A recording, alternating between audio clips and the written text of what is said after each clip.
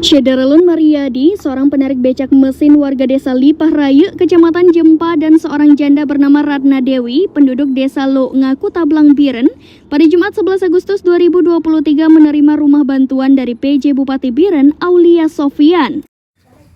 Kedua unit rumah bantuan tersebut dibangun Pemkab Biren melalui Dinas Perumahan dan Pemukiman sejak beberapa waktu lalu program pengentasan kemiskinan ekstrim di Biren.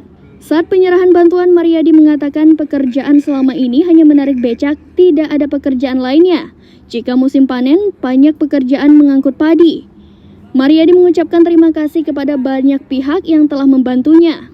Usai menyerahkan kunci, PJ Bupati Biren, Kadis Parkim Biren, Camat Jempa, Dr. Anes Zamzami dan lainnya melihat secara dekat bagian dalam rumah tersebut, kemudian menyerahkan satu rumah lagi di Lo'nga.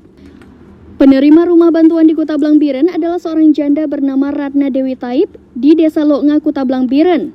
Ratna yang memiliki 4 orang anak dengan linangan air mata mengucapkan alhamdulillah dan terima kasih kepada Pemkab Biren yang telah membantu membangun rumahnya untuk ditempati bersama 4 anaknya.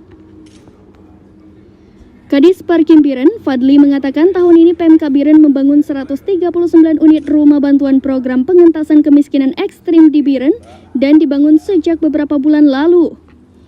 Dari puluhan rumah, 2 unit sudah siap dan diserahkan kepada pemiliknya, sedangkan yang lainnya sudah rampung rata-rata 70%.